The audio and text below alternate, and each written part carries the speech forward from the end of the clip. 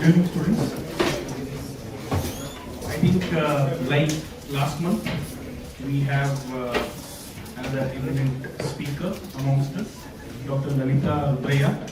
So as per the tradition, she has a wonderful, very long achievement in terms of where she started and where she is now. And I would definitely consider this as a fortunate as well as this thing to listen from her own experiences. So Dr. Lalitha Rudraiah, she's from Michigan, US, and she has traveled all the way. And I think you don't get an opportunity every time to listen to people who have gone on to achieve lots of things. So there is a lot of learning that we have to do in the next 30 to 40 minutes. She's an accomplished cardiologist, and she's also doing something that we generally do not think. She's also pursuing, she's done her MBA. So, and she's also a recipient of a very prestigious scholarship award called a Sporte Fellowship Scholarship Award from Duke University, which is again one of the top American university. And she's one of our own. When I say one of our own, she graduated from AIMS Bengaluru in 1995,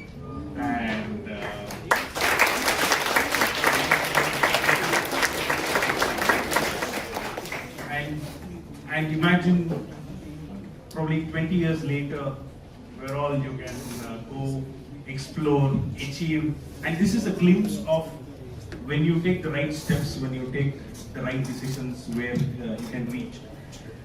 In terms of her experience, she has once she has done her MBBS here, she has worked as a cardiology representative, clinical assistant professor at Wayne State University, and she's also worked as an attending cardiologist in Eastside Cardiovascular Medical Unit, Advanced Cardiovascular Associates, and Alliance Health. She's currently working as a senior staff cardiologist in Henry Ford Health. That's what she has put here. And she has multiple core competencies. The two things that strikes me is clinical expertise, quality and technology. She's doing her MBA, so she's getting into administration, so business acumen, and something facilitative leadership. And that is something that is lacking in Indian medical professionals. So, Madam, it's our pleasure to welcome you here to address our students.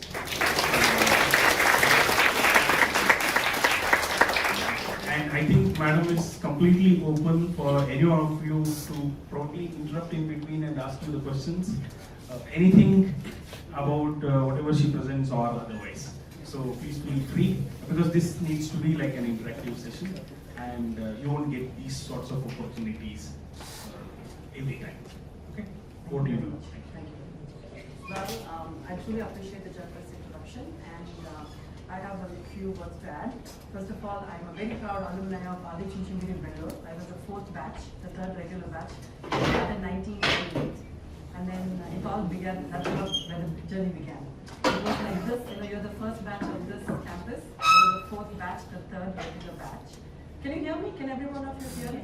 And I tend to speak a little fast, the Indian dialect, so slow me down. Please feel free to, nothing formal, I'm not going to ask questions, so feel free to ask any questions. And then on this thing, first of all, I want to thank our Pujya Shri Balagangadhar Swamiji. But for his vision, none of us would have been here today, neither me nor you guys. So we have all the wholeheartedly thank him for his invaluable contributions to our community and to the general public as a whole.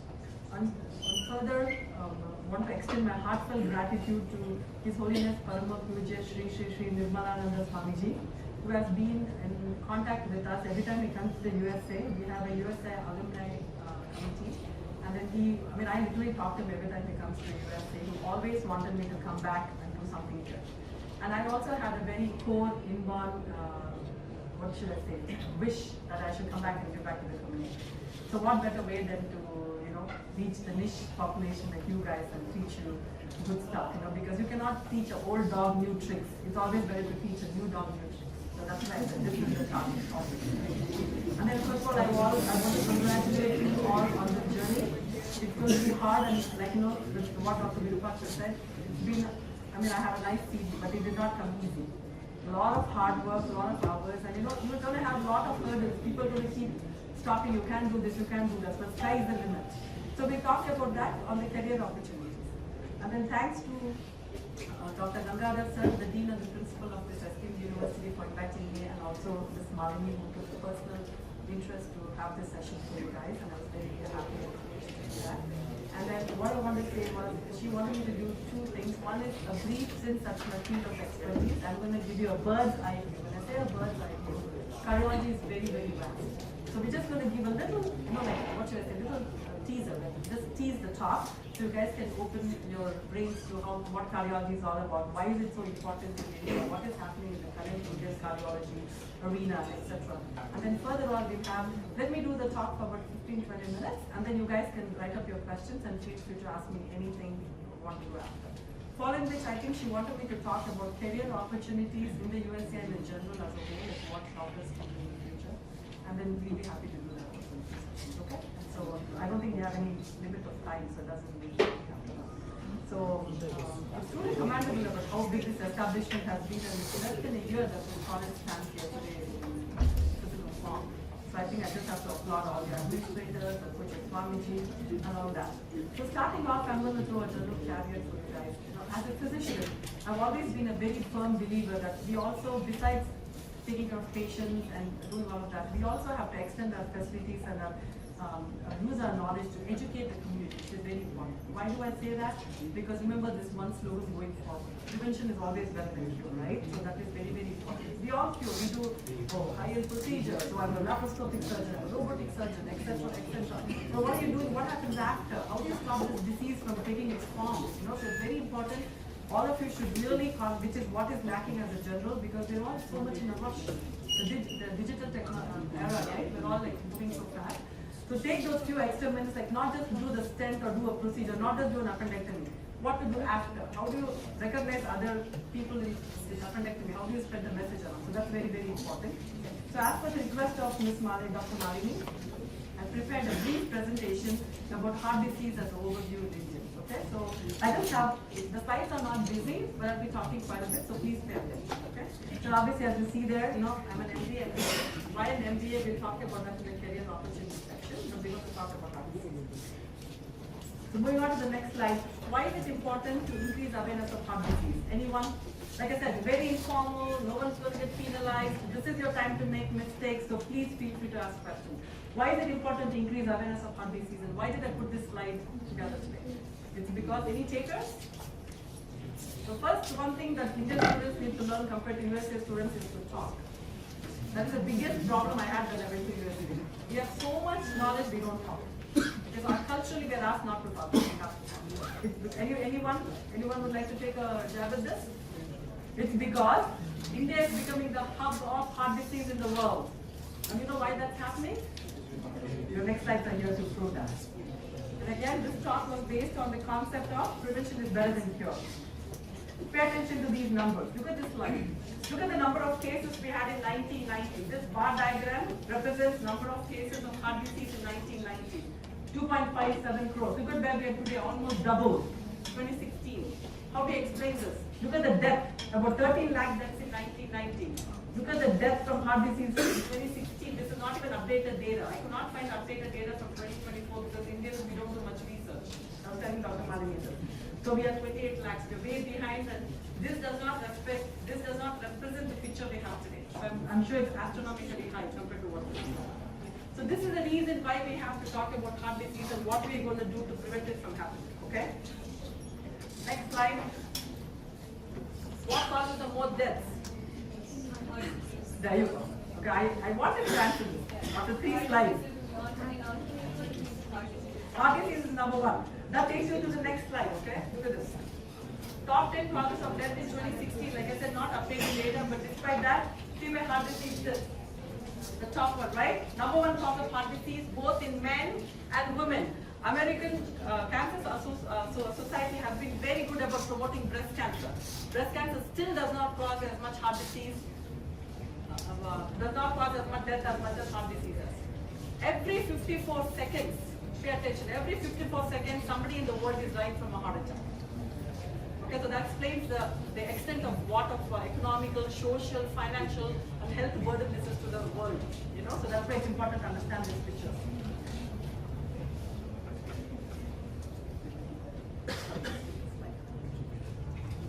So the majority of the people with heart disease are predominantly the low-income areas, and that constitutes about 30% of the world's population. Even in India, you see a lot of heart disease in lower-income areas because of lack of education. And now, actually, this has actually taken a drift even in the urban areas. Why is that?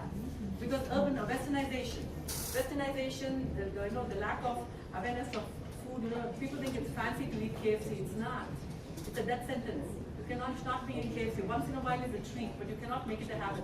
Zomato, all of that stuff is convenient, but it is not. Anything that's easy for you, that tastes good for you, is not actually good for the body. Remember that double term. So 1 in 4 deaths in India occur due to heart disease. Look at the health facts. There's been a 45% rise in cardiovascular deaths in India. 45% is almost 50%. That is so high, right? And there's been a 58% increase in cardiovascular diseases. That includes all forms, not only coronary artery disease. There's more than just that to the heart. We have heart failure, we have arrhythmias, we have valvular heart disease, etc., etc. So 19 million Indians actually suffer from cardiovascular disease. 272 people died per lakh population. 14% of life years are lost due to cardiovascular disease. 30% of the adults aged 45 and above have self-reported prevalence of heart disease. I have to tell you this. When I started training in cardiology about 2003, would make it 22 years. We used to see heart disease in older patients. When I used to print the list in the morning, I would see heart disease in like 70s and 80 years old. 20 years later, now when I go print the list in the morning of who all my patients are, I see a bimodal presentation. What's a bimodal presentation? 2 separate representatives of the population. One would be in the 40s and 50s, you see a cluster of people there, and the remaining are the 70s and 80s. So we have a geriatric population, and then you see this whole cluster of 40 to 50 year olds. There's been an astronomical increase of coronary artery disease because of increase of smoking, obesity, sedentary lifestyle. I have slides to represent that in the future, so we'll come to that, okay? Look at this. India is termed as the, can somebody read the first line for me? Yes, why? Why is that? Because of a diet. You eat too much rice. You don't eat high protein diet. Extremely high in carbohydrate. You know the balanced diet we talked about? We should not have more, you don't need more than 30% of carbohydrate in your diet.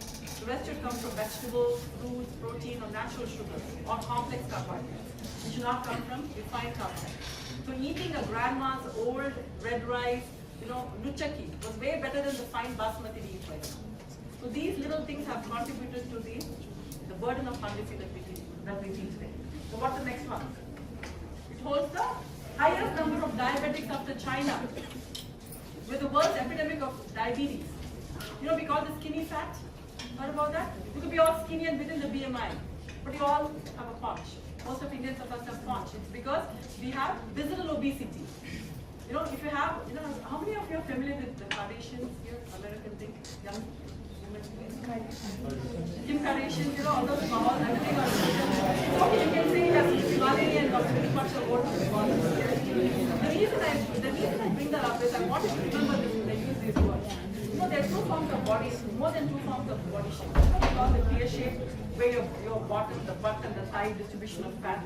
That is acceptable, which is cardioproductive, called the pear-shaped body. As compared to the apple-shaped body, where you have central obesity, that is what increases the risk of having diabetes.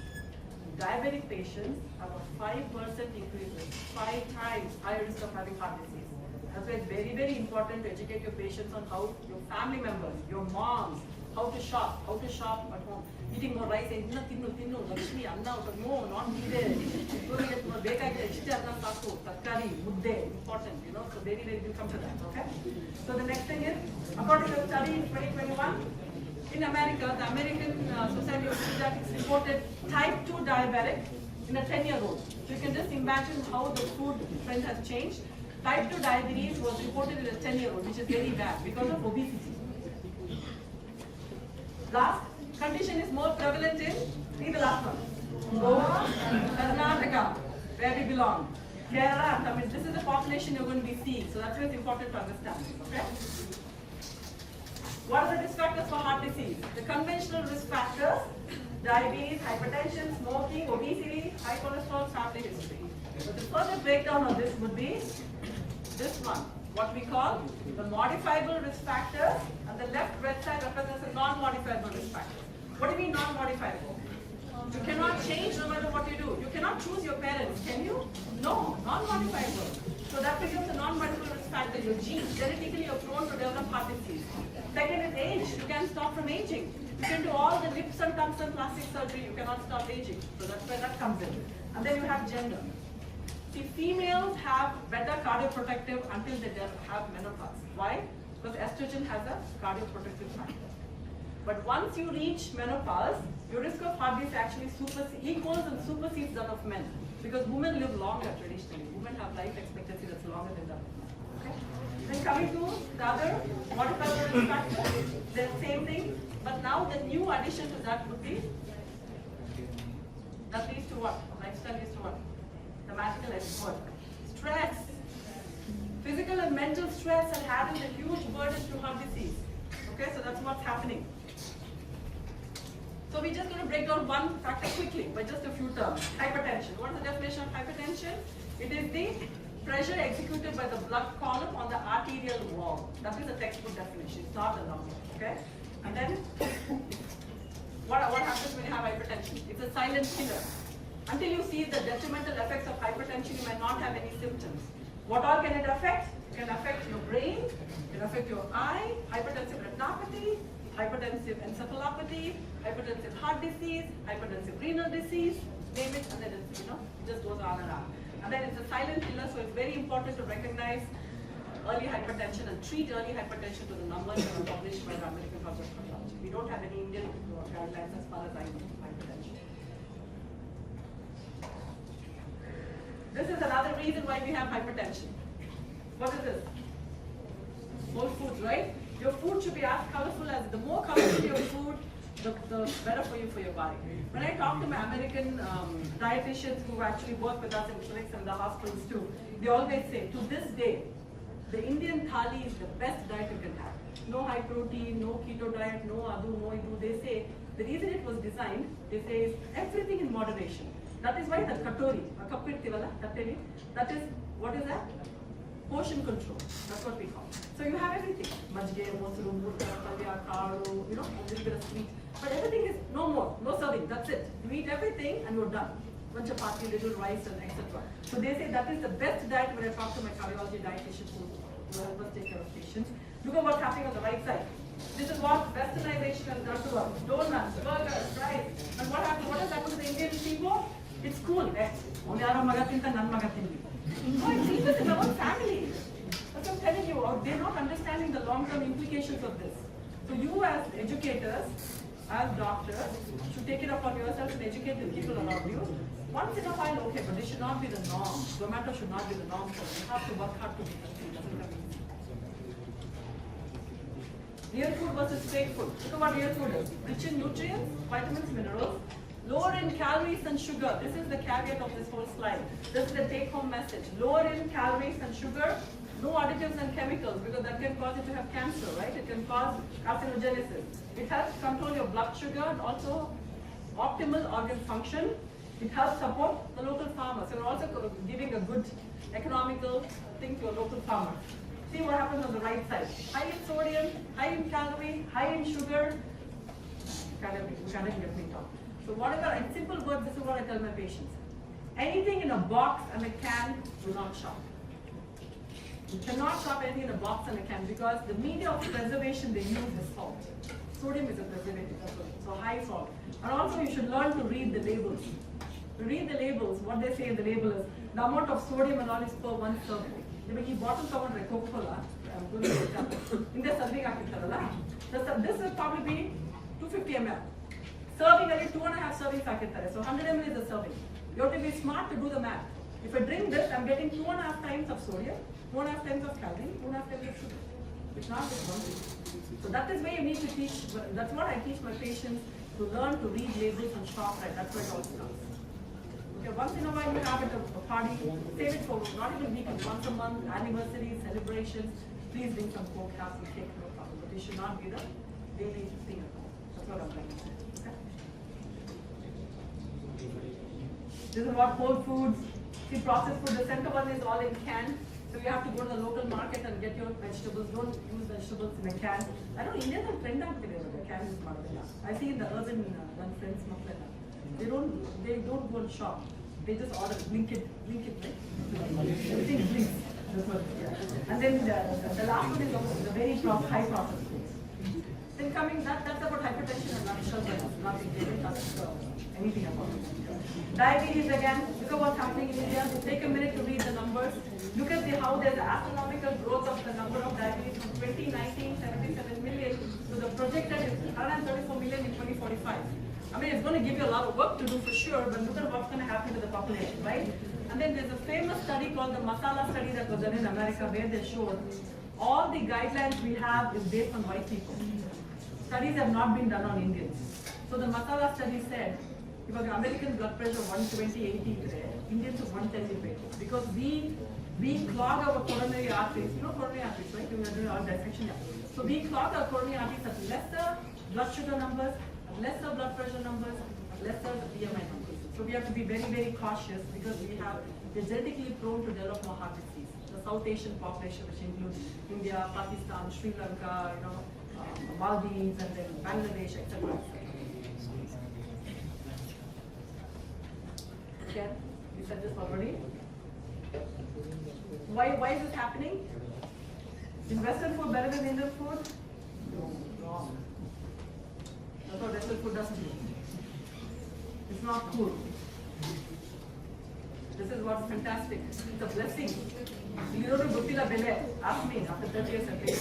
Utsala is the best thing that can happen. Okay? The next one is high cholesterol. So what does high cholesterol do to you? It can cause you to have clog your brain and your heart arteries, give you a heart attack and a stroke. Right? So these numbers are too early in your thing. Until you start clinical medicine, you may not have a good grasp on this, but I just threw it there. Some of the numbers you need to remember if you have family members who have this, just ask them to look at you can go to any website and look for American College of Cardiology or ACC or American Heart Association guidelines for cholesterol profile. This chart will come. You just see what the numbers are. Okay? Next is smoking. Why is smoking a cause? It's increased astronomically in India because it's a cool thing to do, right? Look at that.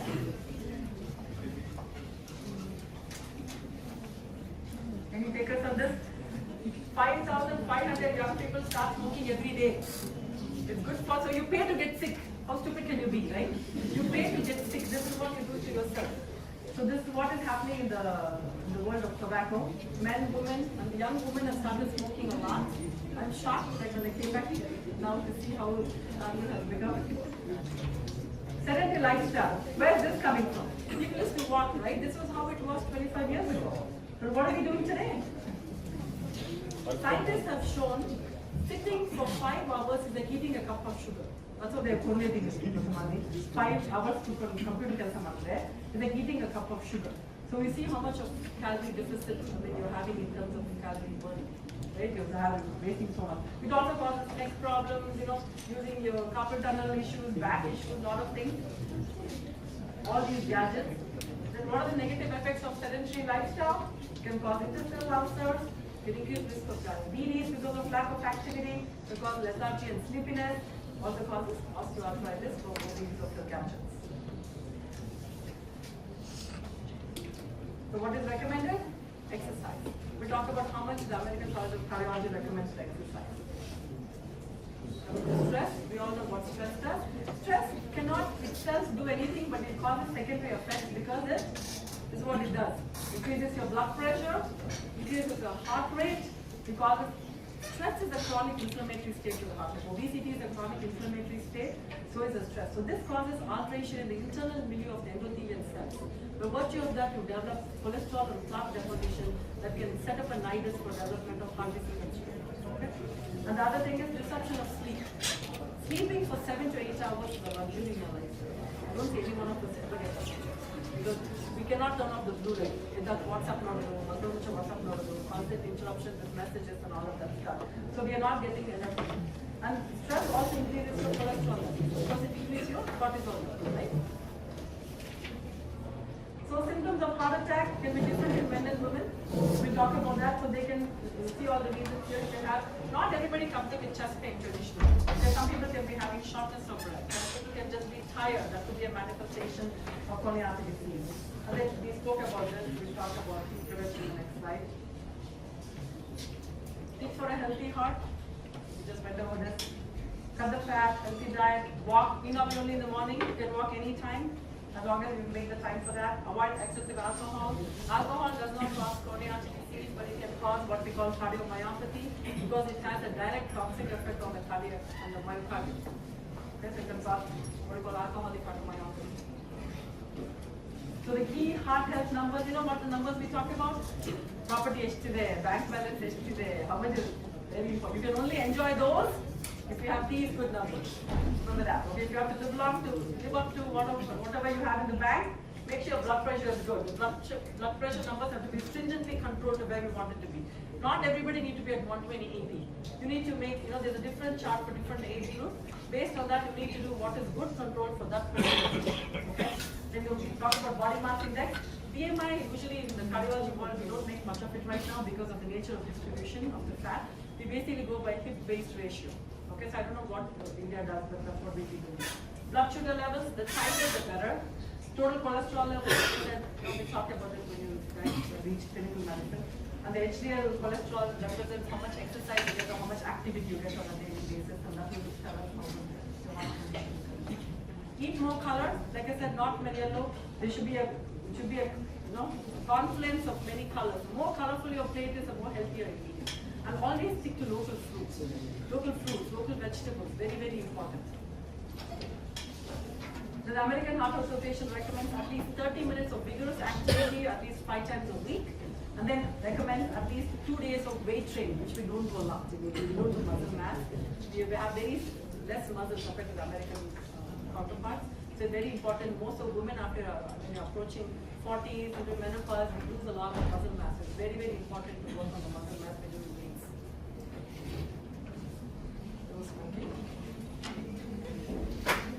And then coming to the heart attack symptoms. Like I said, not everybody. See, traditionally, what we show heart attack and you get chest pain, you're sweating, I think that is not, it doesn't happen with everybody. After cardiology for 20 years, more so there are 3 subsets of population who do not have the typical symptoms. That will be women, that will be older patients, and diabetics. Diabetics can be having a heart attack and they have no symptoms. They can just say, that's a suspect test, that's it. They can be having a massive heart attack. So it's very important to understand those particular populations and the variations in them. For heart attack symptoms that are not traditionally experienced by men, but most of it's women. Dizzy, fatigue, stomach pain. Epigastric pain is one thing. Pressure or tightness in the chest and nausea. Menopause, again, we said risk of heart disease increases after menopause because women have a decrease in the cardioprotective effect of estrogen. Levels of estrogen decrease with menopause, we all know that. In fact, as women age into their 70s, the risk of heart disease supersedes that of men. So the early detection saves lives. Screening is very, very important for patients with risk factors, which we don't do a lot in India. Doing so reduces the clinical suffering, comorbidities, and death. It also reduces the economic burden of the society by reducing your, loss of work days. So what are the traditional testing? ECG, echocardiogram, treadmill test. This slide probably has no better. You can also do a lot of screening based on calcium score. I was talking to Dr. Malini about it. Like I said, you guys are too premature to get to that part. Not that you don't understand, but you need to understand the whole coronary system before you can get to that. But when you come to clinical medicine, understand how you can screen for heart disease earlier. And so that way you can go ahead and treat it before you have any detrimental effects. Healthy heart is again sleep, diet, exercise, reducing the stress, no smoking, no alcohol. So one of the take-home points of the last 20 minutes would be you have to identify the population at risk. You're going to read in your statistics class the Bayes theorem. For example, 25-year-old kids like yourself, what's the risk of heart disease? Very low. What's the risk of heart disease in an 85-year-old diabetic smoker? Very high. So who are the ones we need to screen? You need to screen the ones in the middle, the Bayes theorem where in the middle you have this cluster of patients who may have one or two traditional risk factors, one or two symptoms, whatever. Those are the ones that get the best sensitivity and specificity of the stress test or any screening for that matter. So those are the ones we're going to have to screen. Screen for all the risk factors, which is high blood pressure, high cholesterol, smoking, and obesity.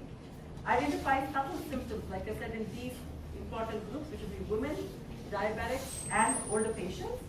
Do appropriate provocative testing is what we call, and counseling for primary prevention and secondary prevention is equally important, so they don't have a subsequent heart attack or other issue. So having said that, I conclude my talk. I'll be happy to take any questions from anybody for the next 10 minutes, and then we'll switch gears to the career opportunity.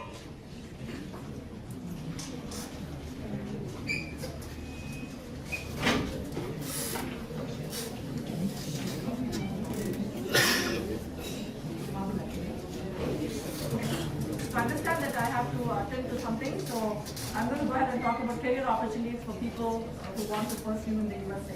I don't know where you want to go to. Who wants to go to USA? Like I said, nothing. And why? My question is why? I'll tell you why I went and why you want to go today, you have to tell me.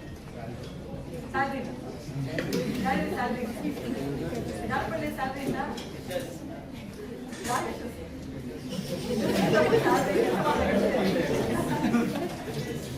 Okay, so I'll just make it quick, okay? The reason I went to USA 30 years ago because I did not know better. I'm very humble to say that. I did not know better.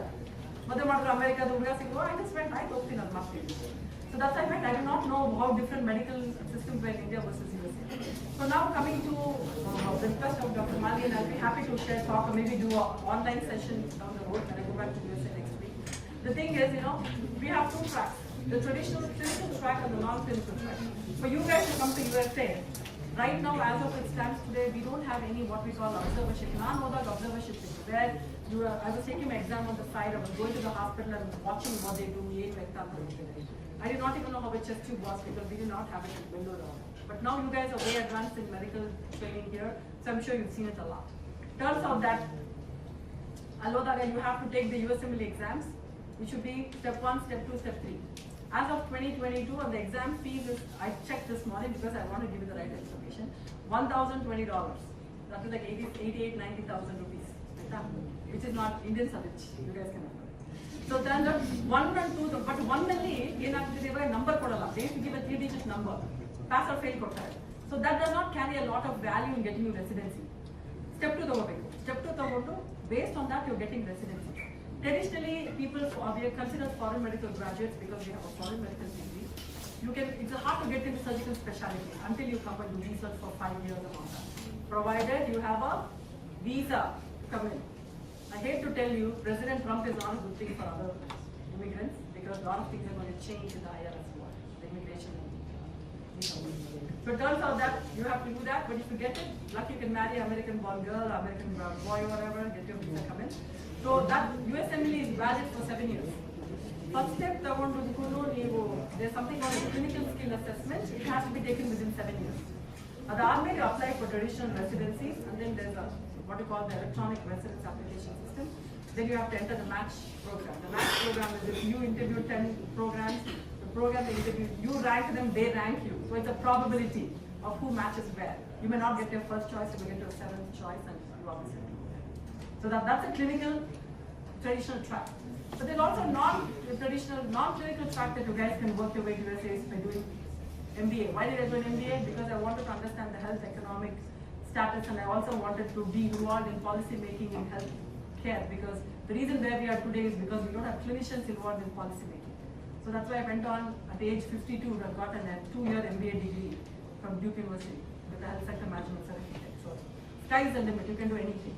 You can come do MBA, then apply for clinical medicine, or you can do what you call Masters in Health Administration. But administration alone does not pay the money somebody is looking for. You need the money, you have to see patients.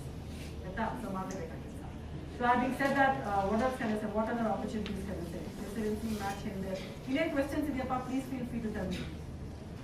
The research you're not going to be recognized as a doctor, to be honest. You have to come either clinically or you have to come to a non-clinical track like I told you with MHA or but you won't have any other. Somebody here have a question? When will be the right time to apply? Right, oh, this was asked, I'm glad you asked the question. The thing is, now what I interview for cardiology positions. So my friends who are resident program directors, you have to apply within 2 years of graduation. And then if you're graduating, for example, 2025, they want you to start residency in 2027, which means you step 1, step 2, within your medical school. As soon as you finish 2 years, you have to take your step 1. After 3rd or 4th, you have to take your step 2. As soon as you finish your house surgency, you have to apply for residency. Because 2 years, I'm trying to get people to interview. Unfortunately, my friends tell me, and there's a board, one-on-one workagala. You have a board of 10 people. 10 people should approve the application to get an interview. So you have to meet those checklists. Like your score should be there, your visa status, some programs offer what we call a J1 visa, where you can come just for the training exclusively, but you have a limit of stay there, so you come back. So this, yeah. What if you have graduated like 4 years ago, and do we have any kind of edge? Like I said, the other edge for people like that would be to maybe do research for 1 or 2 years in another traditional university, get recommendation letters. Recommendation letters have a lot of weightage in the US. Is it compulsory to do research in the US, or can you just sit and do like here? Like you can try, but I've been interviewing for cardiology, and majority of them are coming to the US. There has to be a like who would know Professor Maliki, right? They need to know somebody there. And then whoever you do research with, unless there's somebody who's published a lot in India that you can see on PubMed. No, I'm saying like get it published in index journals like PubMed. Yeah. Something like a as long as you prove that you put effort in that area and you work towards the goal, I'm sure you will get credibility for that. It's not going to be a throwaway. They do these things. Okay, I'm sorry for lack of time. I'm supposed to meet somebody, so I'm going to have to cut this short. But I'll be happy to come back on online some other day on the US. If you could share your email or something. Sure, Madhur Kamali. Only for legit, not for sale. Okay. Thank you very much. I hope you guys got some information.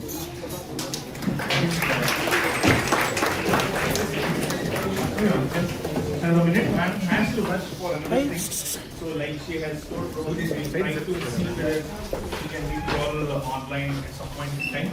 And again, we'll try our best to, if there are any questions, if there are any doubts, if you want some information, we'll get it from madam and we'll pass on to you. And thank you so much, ma'am. I think most important thing is not just about cardiology and this thing, lifestyles. That is one of the most important things. We have to last long, lifestyle, stress, how it impacts the whole this thing. And there is a small token of appreciation from our side, and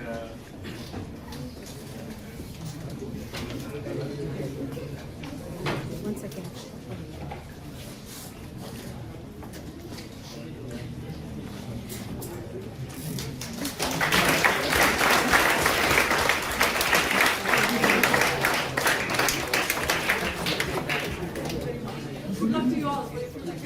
If you enjoyed this video, don't forget to give it a thumbs up, share it with your friends, and hit that subscribe button for more exciting content.